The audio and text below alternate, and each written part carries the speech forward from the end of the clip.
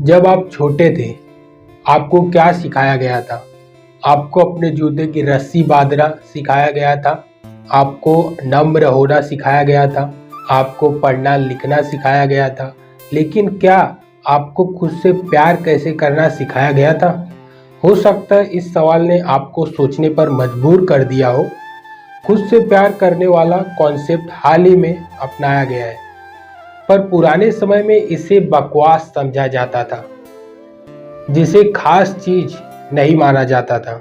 लेकिन बहुत से लोग उस प्यार की कमी से जूझ रहे थे जो उन्हें बचपन में ही मिलना चाहिए था, और इस प्यार की कमी ने उन्हें गुस्सैल, दुखी और अकेले इंसान में बदल दिया है।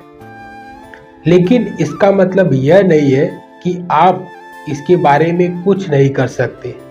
यह समरी आपको आपके अंदर के बच्चे को हील करने में मदद करेगी। यह आपको सिखाएगी कि वो प्यार, देखभाल और ध्यान जिसके लिए आप बचपन से तड़प रहे हैं, कभी भी आपको मिल सकता है।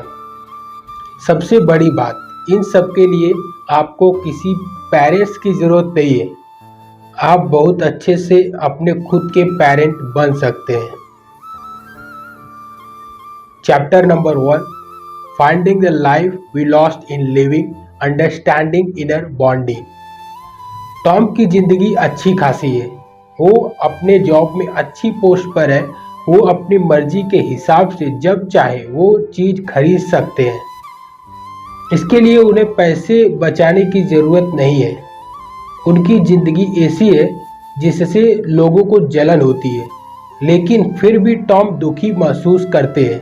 उन्हें लगता है कि चाहे वो कितना भी अचीव कर ले, उनके लिए वह काफ़ी नहीं होगा। इस इमोशन से टॉम को बहुत तकलीफ होती है।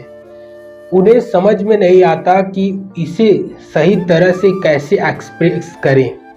इसलिए ये दर्द गुस्से के रूप में बाहर आता है।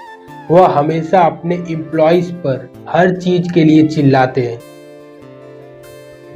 वह हमेशा गुस्से में रहते हैं। आखिर इस मामले में कंपनी के सीईओ को दखल देना पड़ा। टॉम कंपनी के असेट थे, लेकिन उनके लिए अपने गुस्से को कंट्रोल करना बेहद जरूरी हो गया था, वरना उनकी नौकरी जा सकती थी। इसके लिए टॉम को थेरेपी लेने के लिए कहा गया, लेकिन उन्होंने वहां नहीं जाना था। उन्होंने कहा कि यह बेकार की चीज है, लेकिन उनके पास और कोई ऑप्शन नहीं था। अगर वह नहीं जाते तो उन्हें जॉब से निकाल दिया जाता। इसलिए वो ऑथर मार्गरेट पॉल से मिले। मार्गरेट ने यह पता लगाया कि टॉम कितने तनाव में और काम में बोझ तले दबे हुए थे। उन्होंने कहा कि टॉम को अपना ख्याल ज्यादा अच्छे से रखना सीखना होगा। इससे टॉम चकित हो गए। अक्सर लोग बड़े हो जाने के बाद अपना ख्याल सीख ही नहीं पाते कि उन्हें अपना ख्याल रखना कैसे। एक बच्चे के रूप में टॉम को अपनी माँ और बहन को तकलीफ से बचाने के लिए उनके लिए ढाल बनना पड़ा। उनके लिए पिता एक बहुत बड़े शराबी थे। बड़े होकर टॉम कभी खुद की देखभाल करने के बारे में नहीं सोचा। भले ही किसी का बचपन खराब न हो, लेकिन खुद से प्यार करना भी आम बात नहीं है। किसी इंसान को खुद से प्यार करने के लिए कहना नॉर्मल नहीं लगता।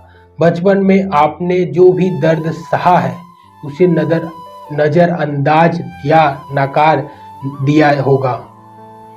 ऐसा इसलिए क्योंकि बुरे इमोशन का सामना करते हुए आपको नहीं पता था कि क्या करना है। आपका डिफ़ॉल्ट रिस्पॉन्स बस उसे गुजर जाने देना था। लेकिन यह बेपरवाही समय के साथ बढ़ती जाएगी। यह आपके बड़े होने के बाद आपके सामने आएगी। आप खुद को अपनी तरफ आने वाले प्यार और दया के लायक नहीं समझेंगे।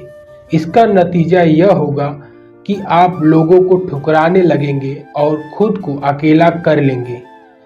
आप टॉम की तरह बन जाएंगे, जिन्हें हर चीज पर गुस्सा आता था। तो क्या आप अपने बचपन की चोट को ठीक करने के लिए कुछ कर सकते हैं? इसका जवाब है हाँ।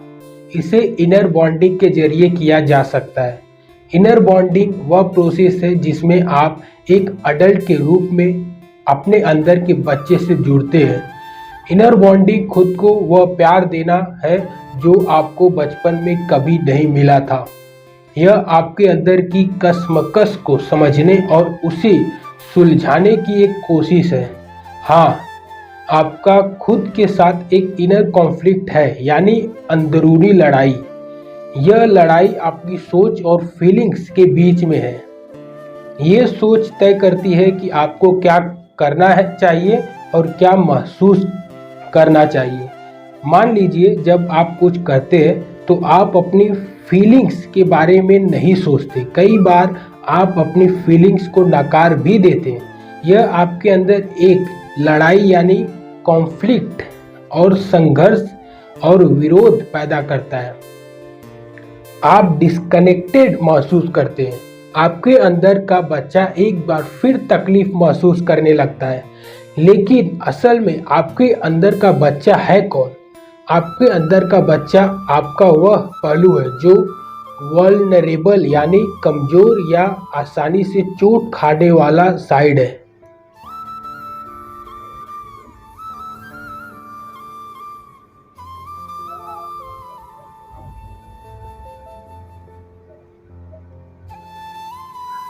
वह नाजुक और सेंसिटिव है।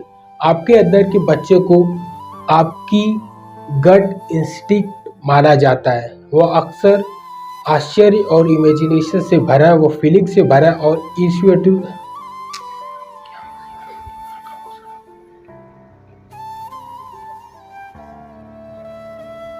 वल्नरेबल यानी कमजोर या आसानी से चोट खाने वाला साइड है। वह नाजुक और सेंसिटिव है। आपके अंदर के बच्चे को आपकी गट इंस्टिंक्ट माना जा सकता है।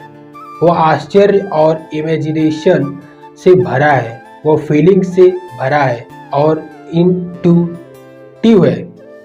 अब एक अडल्ट के रूप में आप अपने अंदर के बच्चे को किसी साइड में रखकर भूल जाते हैं। आज की दुनिया में जब सिर्फ लॉजिक और नॉलेज की ज़रूरत है तो फीलिंग्स के लिए समय किसके पास है? लेकिन आपके अंदर के बच्चे की आपकी अपनी ज़रूरतें होती है और आपको इन ज़रूरतों को इनर बॉन्डिंग के जरिए पूरा करना होगा। तो ये था दोस्तों फर्स्ट चैप्टर। नेक्स्ट चैप्टर हम अगले वीडियो में देखेंगे। Thanks for watching.